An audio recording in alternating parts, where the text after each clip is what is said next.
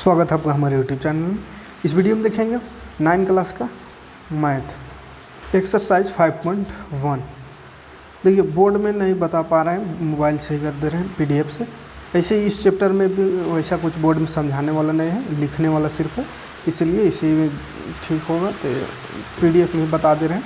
और लाइट का भी प्रॉब्लम है, बारिश बहुत ज़्यादा हो रही है तो इसलिए लाइट नहीं, फ्लैश लाइट जला के काम कर रहे। देखिए ट्राइपॉड सब लगाए थे, पढ़ाएंगे कह के बोर्ड में, लेकिन लाइट ही कट गया और आ रहा है जा रहा है, ऐसा हो रहा है। देखिए पहला क्वेश्चन है, निम्नलिखित कथनों में से कौन से कथन सत्य है, कौन से कथन असत्य, कौन सही है कौन गलत है, कारण बताना है। देखिए पहला क्वेश्चन है, एक बिंदु से होकर केवल एक ही रेखा खींची जा सकती है। एक बिंदु से, ये एक बिंदु हुआ, इसे बोला है खाली एक एगो रेखा खींच सकते, एक एगो ये। तो ऐसा तो नहीं, इधर भी रेखा खींच सकते, इधर भी, इधर भी, इधर भी, इधर भी, इधर भी, कहीं वो रेखा खींच सकते हैं ना। ऐसे हम जो खींच रहे वो रेखा नहीं है, वो कर्व बन जा रहा है, सीधा वाला को रेखा कहते हैं ना।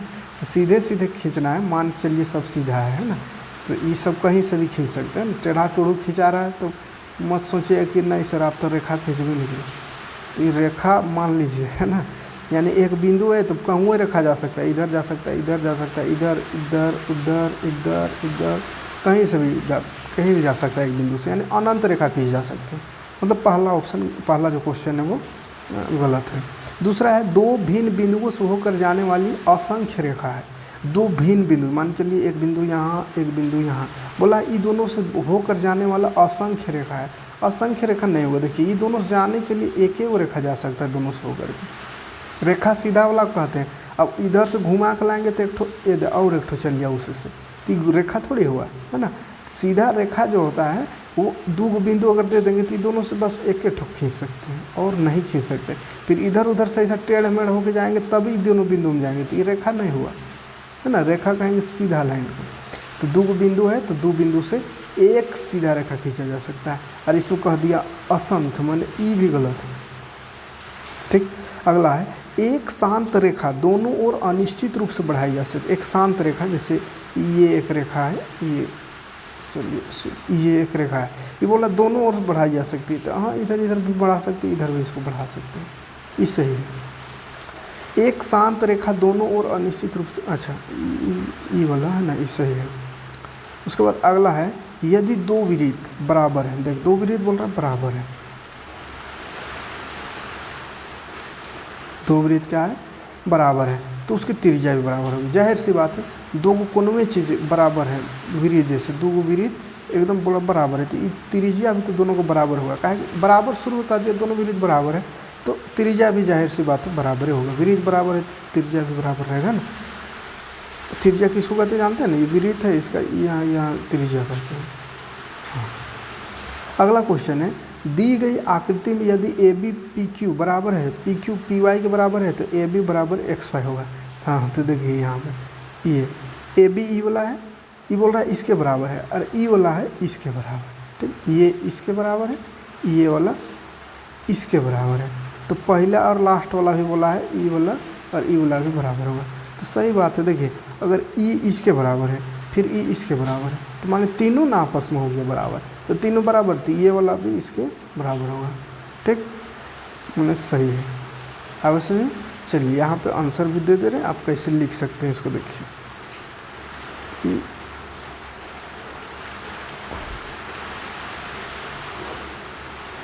इधर हम चल जाते हैं,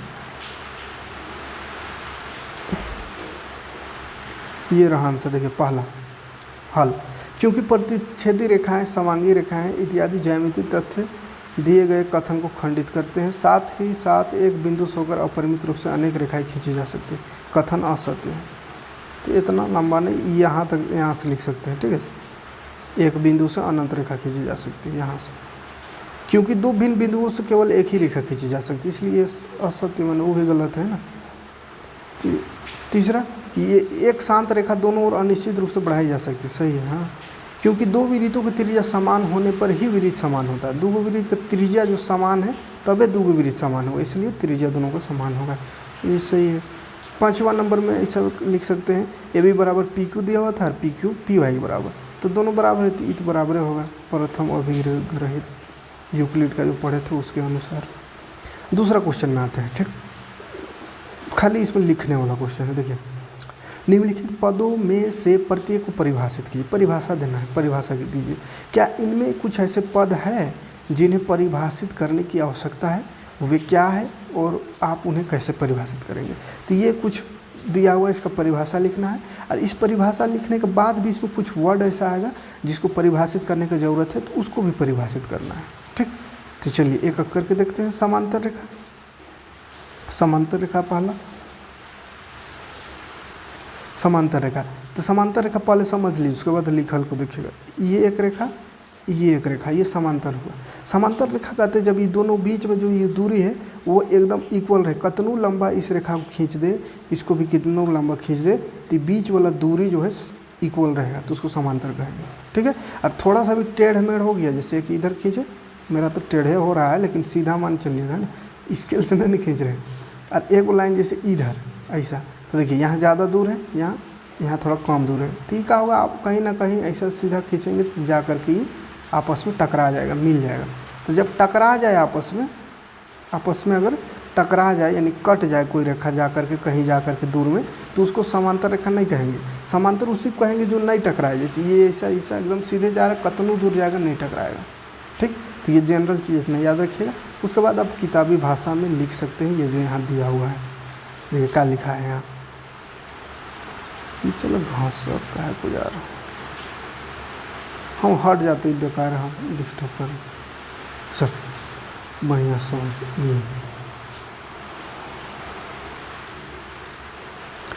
समांतर रेखा, दो सरल रेखाएं जिनमें कोई भी उभयनिष्ठ बिंदु नहीं होता एक दूसरे के समांतर कहलाती है। ठीक, कोई उभयनिष्ठ कोई बिंदु नहीं है ना, उभयनिष्ठ माने एक ही जगह कोई बिंदु नहीं रहेगा।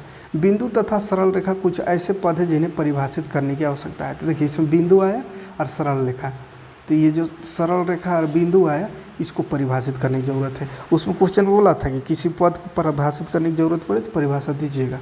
तो चलिए करते हैं। बिंदु तथा सरल रेखा को यूक्लिड के शब्दों में परिभाषित करते हैं। तो एक बिंदु वह है जिसका कोई भाग नहीं होता है। एक रेखा चौड़ाई रहित लंबाई होती है तथा एक सीधी रेखा ऐसी रेखा है जो स्वयं एक बिंदु पर सपाट रूप से स्थित होता है। तो सरल रेखा और बिंदु, इसका भी डिफिनेशन हो गया। ठीक है, तो स्क्रीनशॉट लेते चलिएगा, डिफिनेशन इसको एक आध बार पढ़िएगा, है ना। देखिए लंब रेखाएं, लंब किसको कहते हैं, 90 डिग्री को है ना, जैसे एक ऐसा तो ये 90 डिग्री, तो ये लंब है आपस में एक दूसरे का। तो यदि दो समांतर रेखाओं में से एक 90 डिग्री का कोण घूमती है तब दोनों रेखाएं एक दूसरे के लंबवत होती है। 90 डिग्री कोण का घुमाव ऐसा पद है जिसे परिभाषित करने की जरूरत है। देखिए 90 डिग्री समकोण पते हो गए, ये वाला 90 डिग्री, यहाँ से यहाँ तक का कोण 90 है तो इसको समकोण कहते हैं। ठीक है, तो यहाँ बोला है कि 90 कोण को घुमाव जो लिखे हैं उसको परिभाषित करने की जरूरत है। लेकिन कहाँ परिभाषा इसका कुछ होगा, कुछ परिभाषण होगा ना। तो घुमाव को अंतर ज्ञानात्मक रूप मान लिया जाता है, अतः इसका कोई परिभाषा नहीं है। तो घुमाव का क्या परिभाषा हो सकता है, घूमना माने एंगल इतना कितना घूम रहा है, इसे यहाँ से यहाँ तक आने में कितना डिग्री हो रहा है, तो वही घुमाव है।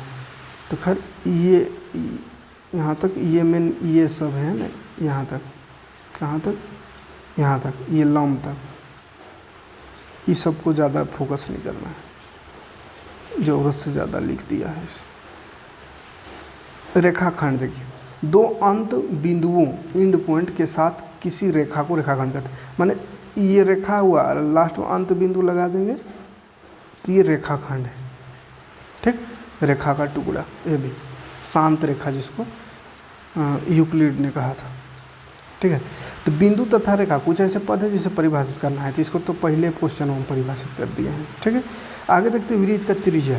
वृत्त का त्रिज्या किसको कहते हैं, तो किसी केंद्र के केंद्र से वृत्त की परिधि के किसी बिंदु तक खींची रेखाखंड को वृत्त का त्रिज्या कहते हैं।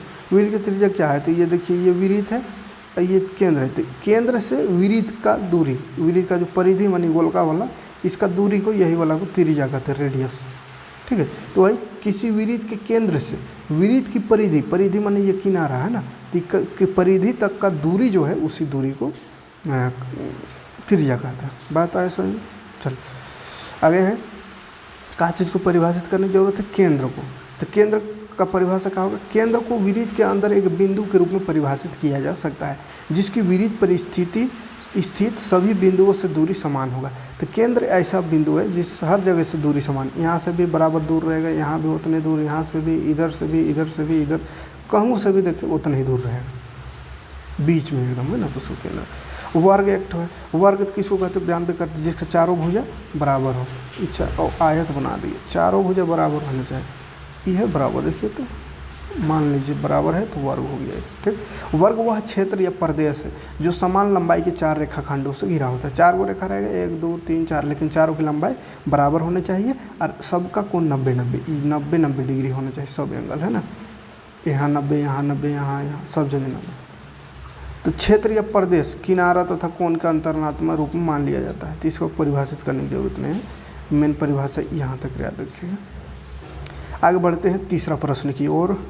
तीसरा क्वेश्चन है, नीचे दी गई 2 अभिधारणाओं पर विचार करना है। ठीक है, 2 भिन्न बिंदु ए और बी दिए रहने पर एक तीसरा बिंदु सी विद्यमान है जो ए और बी के बीच स्थित है। 2 बिंदु देवल है, बोल रहा है ए और बी, जिसमें से एक बिंदु और हो सकता है सी, इस पर विचार करना है। उसके बाद दूसरा है, यहाँ कम से कम ऐसे 3 बिंदु विद्यमान हैं कि एक रेखा पर स्थित नहीं है, कि वे एक रेखा पर स्थित नहीं। फिर आगे कहा है क्वेश्चन में, क्या इन अभिधारणाओं में कोई अपरिभाषित शब्द है? क्या ये अभिधारणाएं अवरोधी है? क्या ये यूक्लिड की अभिधारणाओं से प्राप्त होती है? स्पष्ट कीजिए। चलिए स्पष्ट करा दे रहे हैं यहाँ पे। ये दोनों अभिधारणाओं में निम्न 2 शब्द अपरिभाषित है। 2 शब्द इसमें अपरिभाषित है, वो बिंदु और रेखा। ठीक है, दोनों अभिधारणाएं परस्पर अवरोधी है। दोनों अवरोधी है, मतलब इसका कोई विरोधी नहीं है। ये अभिधारणा यूक्लिड की अभिधारणाओं का अनुसरण नहीं करती, परंतु ये निम्न अभिगृहित के अनुरूप है। दिए गए 2 बिंदुओं से होकर एक अद्वितीय रेखा खींची जा सकती है। जैसे माना ए बी एक रेखा है, सरल रेखा। अपरिमित रूप से ऐसे अनेक बिंदु हैं जो इस रेखा पर स्थित है। 2 अंत बिंदु ए और बी जैसे दिख रहे हैं, ए और बी को छोड़कर इसमें किसी का भी चयन कर सकते हैं। यह बिंदु ए तथा बी के मध्य स्थित है। तो यहाँ से यहाँ तक बीच में बहुत सारा बिंदु है, इसमें से सी कहीं पे हो ही सकता है ना। तो इसीलिए आगे फिर है कि कम से कम ऐसे 3 बिंदुओं का होना आवश्यक है, जिनमें से एक बिंदु को अन्य 2 बिंदुओं से जोड़ना वाली सरल रेखा पर होनी चाहिए। तब सी जो बोला था बीच में है, तो ये होगा यहाँ पे, है ना, इस तरह से। तो ये जो अभिधारणा था ना, अभिधारणा और अभिगृहित, उसको याद रखिएगा, उसी से खाली आंसर देना है घुमा फिरा के, है ना। तो ये स्क्रीनशॉट लेना चाहिए, इसका लिख लीजिए, ले लीजिएगा क्या लिखना है इसको। चौथा क्वेश्चन में आते हैं। हाँ, ये बनाने वाला थोड़ा क्वेश्चन है, इसको ठीक लगे। यदि 2 बिंदुओं ए और बी के बीच की एक बिंदु सी स्थित है, तो ए सी बराबर बी सी है, तो सिद्ध करना है ए सी बराबर आधा ए बी। यह आकृति खींचकर इसे स्पष्ट कीजिए। देखिए एक आकृति खींचकर, देखिए एक आकृति ऐसा देखिए यहाँ जैसे खींचा हुआ है, ये ए है, बी है। ठीक है, तो ए बी के बीच बोला था वो सी है, तो ये बीच में सी है। उसके बाद बोला कि ए सी, ये वाला जो है ए सी बी सी के बराबर है, माने इधर ये दोनों बराबर है। तो ये दोनों बराबर है, तो ए बी जो होगा वो बोल रहा है आधा होगा ए सी जो होगा, ए सी जो है ये वाला ए सी आधा होगा, ए सी जो है आधा होगा ए बी का। तो ऐसे भी देखिए जनरली ये पूरा है, यहाँ से यहाँ तक एक लाइन, और बीच में कोई लाइन है यहाँ, तो बीच में है, दोनों तरफ बराबर है, तो ये वाला आधे ना होगा, ये पूरा का आधा होगा। तो उसी को सिद्ध करना है। तो चलिए सिद्ध करते। देखिए दोनों बराबर है, ये और ये बराबर है। देखिए क्या हो रहा है, ए सी प्लस बी सी, ये दोनों मिल के बन रहा है ए बी। दिख रहा है कि नहीं, ए सी यहाँ से यहाँ तक और बी सी यहाँ से यहाँ तक, दोनों जोड़ देंगे तो पूरा टोटल यहाँ से यहाँ तक ए बी बन रहा है। ठीक, और ये देखिए ये दोनों बराबर दिया है, क्वेश्चन हम देख ले, ए सी बी सी बराबर दिया हुआ है। ठीक, तो हम लिख सकते हैं इसको ए सी और plus B C, B C भी ए सी के बराबर है, तो बी सी की जगह भी ए सी, तो ये बनी है देखिए बराबर ए बी। ए सी 2 है, तो 2 ए सी हो गया, ए सी जोड़ दिए तो 2 ए सी बराबर ए बी। अब देखिए 2 गुना में, तो उधर जाकर भाग नहीं होगा, तो ए बी बट्टा हो जाएगा ए सी, पे उल्टा लिख दी, ए सी बराबर ए बी बट्टा 2 गुना में, तो 2 भाग में, मतलब ए बी बट्टा 2 आ गया, ए बी बट्टा 2 ही ना लाना था, ए सी बराबर। ठीक, कोई दिक्कत नहीं। तो ये एक बढ़िया क्वेश्चन था। ऐसा क्वेश्चन रहने से तो बेस्ट लगता है पढ़ाने में। स्क्रीनशॉट लेना चाहिए ले लीजिएगा। 5वां क्वेश्चन देखिए, हाँ ये भी ठीक है बनाने वाला। प्रश्न 4 में सी रेखाखंड AB को मध्य बिंदु कहलाता है। सिद्ध कीजिए कि रेखाखंड का एक और केवल एक ही मध्य बिंदु होता है। देखिए उसी क्वेश्चन में बोला है सिद्ध करने, चौथे नंबर वाला क्वेश्चन वहाँ में, कि सी रेखाखंड AB के बीच था। जैसे AB है और सी था बीच वहाँ में, तो बोल रहा है ना कि बीच में एक और केवल एक ही मध्य बिंदु होता है। कोई भी लाइन मध्य बिंदु जो होता है एक एक होता है। तो सही बात है, कोई भी लाइन है तो मध्य बिंदु यानी इसका बीच एक ही जगह ना, यहीं आएगा मध्य बिंदु माने बीच, तो यहीं पे आएगा। इधर आएंगे तो इसका हो जाएगा, यहाँ पे अगर देखेंगे तो ये बड़ हो जाएगा, ये छोट हो जाएगा। इधर जाएंगे तो इधर बड़ इधर छोट हो जाएगा। तो मध्य बिंदु एक ही जगह आएगा। तो लेकिन इसे कुछ सिद्ध करना है, हमको दिखाना कैसे एक आएगा। तो देखिए इसके लिए मान लेना पड़ेगा कि 2 मध्य बिंदु मान लिए, एगो C एगो C', 2 मान लिए। ठीक है, यदि संभव है तो C और C' रेखाखंड AB के 2 मध्य बिंदु मान लिए, 2 मध्य बिंदु। तो क्या होगा देखिए, C रेखाखंड AB के मध्य बिंदु है तो AC बराबर 1/2 AB होगा, है ना, जैसा कि पिछला वाला हम देखे थे। और अगर पुनः C' यानी ई वाला अगर बीच वाला बिंदु है तो AC', एक डैश होगा, डबल डैश लगा दिए, AC' बराबर आधा AB होगा। अगर ई बीच वाला है तो इसका AC' बराबर हो जाएगा आधा ऑफ AB। जैसे पिछला में ये प्रूफ कर दिए हैं कैसे आधा आता है ना, पिछला क्वेश्चन में। अब देखिए यूक्लिड वाला से हम इसको देखते हैं। AC बराबर AC' होना चाहिए, मध्य बिंदु है तो ये ना होगा, जैसे ऐसा था, यहाँ C लिखल है, यहाँ C' है, यहाँ A है, ये B। तो अगर दोनों मध्य बिंदु हैं, दोनों मध्य बिंदु C भी और C' भी, तो AC और AC' बराबर होगा। मध्य बिंदु तो एक गुना होता है तो ये बराबर होना चाहिए, तो इसलिए हम इसको बराबर कर दिए। ठीक, AC बराबर AC'। अब देखिए क्या होगा, AC माइनस AC',